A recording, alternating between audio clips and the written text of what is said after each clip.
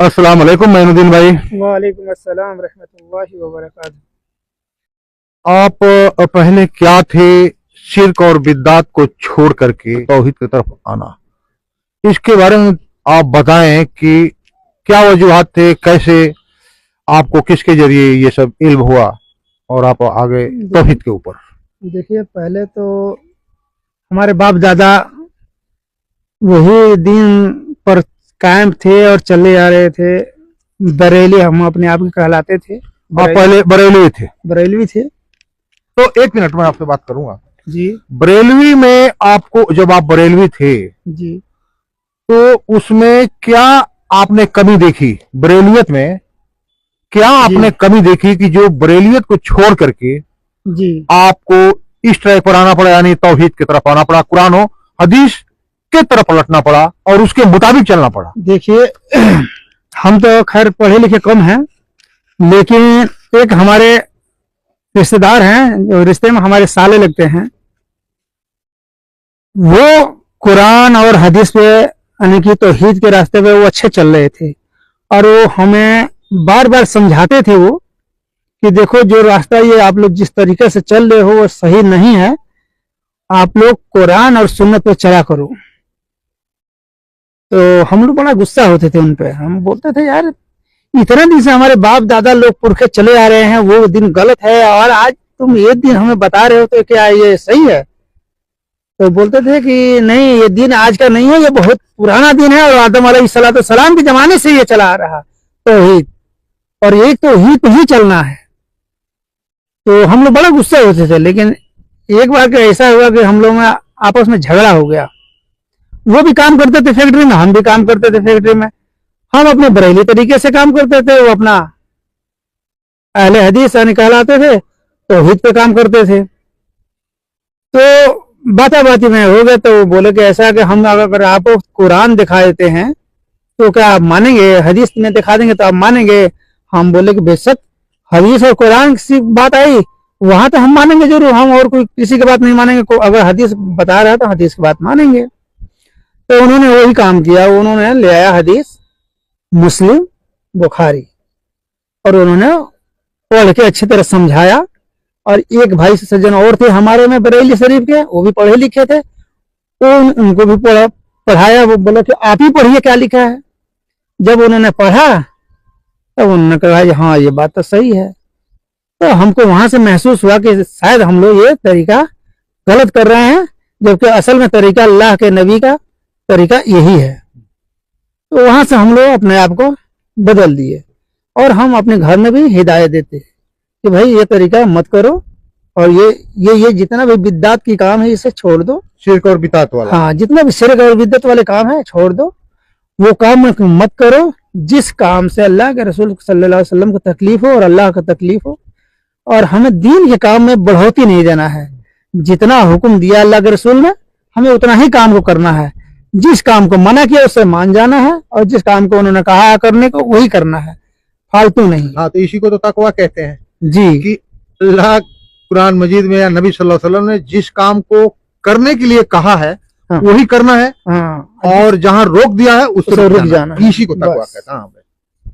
अच्छा, दूसरी चीज, आपको बिद्दत क्या लगा? जो आप पहले बरेलवी थे और कह रहे हैं कि शिर्क और बिद्दत से हम बाहर निकले, अभी हमको उस रास्ते और इस रास्ते में बदले हुए करीब 7 या 8 साल हो गया। उसमें हम तकरीबन देखते हैं बिद्दत बहुत सारी है। क्या? जैसे एक आध नाम लीजिए। और सुनिए, बिद्दत कहते किसे हैं? काम, अगर दीन के काम में जिस काम को बढ़ोतरी दे दिए उसी काम का नाम है बिद्दत। और जितना काम इस्लाम के अंदर है करने का, उस काम को अगर आप करते हैं तो वही काम सही है, उसी काम का सुन्नत है। यानी आपके कहने का मतलब कि दीन में कुछ बढ़ाना, ऐड करना वो सारा नबी सल्लल्लाहु अलैहि वसल्लम ने दीन पेश किया उसमें कुछ बढ़ाना बिद्दत है। बढ़ाना और घटाना दोनों बिद्दत है। हाँ, बिद्दत है। तो इस काम में हम कितना काम बढ़ाते थे, हमने बहुत गौर से जब सोचते थे। जैसे जैसे एक आध दो बताइए। अब जैसे मान लीजिए कि हम लोग नमाज तो पढ़ते बहुत कम थे, लेकिन हम लोग मुहर्रम बहुत मनाया करते थे और पूरे हफ्ते, पूरे महीने, पूरे रमजान, पूरे साल का नमाज तो बहुत ना के बराबर, और जब मुहर्रम चढ़ता था तो हंसे हंसे अल्लाह के मौलिदा लेके चले जाते थे चौका पर, अगरबत्ती पानी दुनिया भर के अगड़म बगड़म कर, ये सारा शिरक का काम है।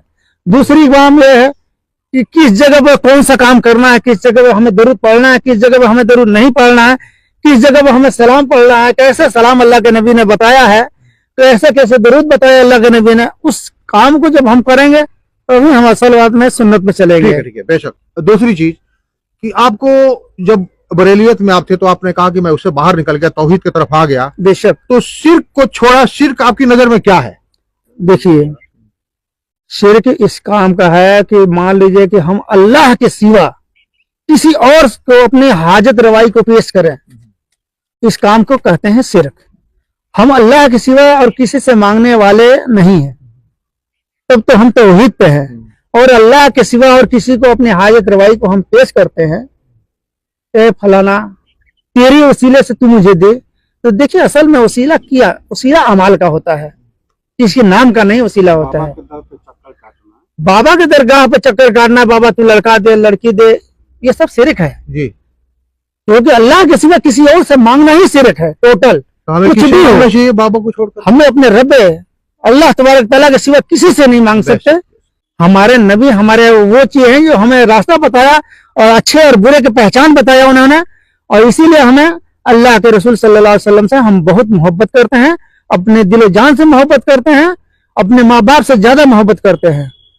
और इसीलिए अल्लाह के रसूल सल्लल्लाहु अलैहि वसल्लम ने दरूद पढ़ने के लिए बताया, और वही दरूद हम ज्यादा बेहतर पढ़ना पसंद करते हैं, वो दरूद इब्राहिम है। तो दोस्तों ये थे मोइनुद्दीन साहब, और ये बरेलियत को छोड़ करके तौहीद की तरफ इनका पलटना, और ये अपने आप में बहुत बड़ी बात है। शिर्क और बिद्दात की वजह से ये उससे बाहर निकले।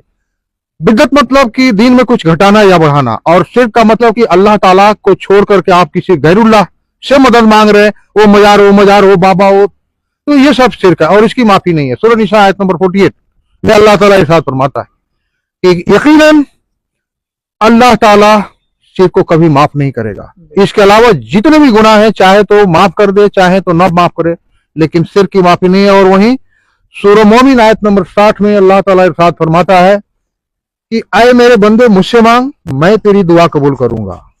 बेशक मेरी इबादत से जो तकब्बुर करता है और मुझसे दुआ नहीं करता, उसको जलीलो खार करके मैं दोजख में डालूंगा जो मुझसे दुआ नहीं करता। तो इस बुनियाद पर ये बरेलियत से बाहर निकल करके और तौहीद तरफ आए। चलिए, तो आपसे मिलकर के बात करके बहुत खुशी हुई। अस्सलाम वालेकुम, जज़ाकल्लाह खैर।